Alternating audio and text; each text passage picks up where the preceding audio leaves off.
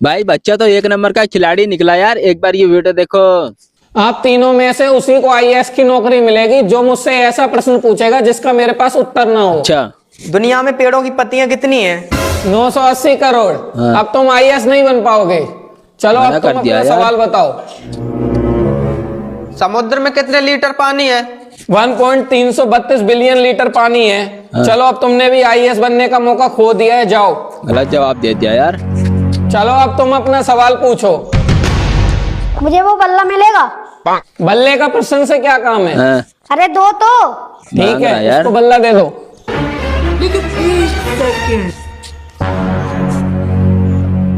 अरे भाई बच्चे ने तो पास बताओ दिया किस यार। खेत से पात निकला है?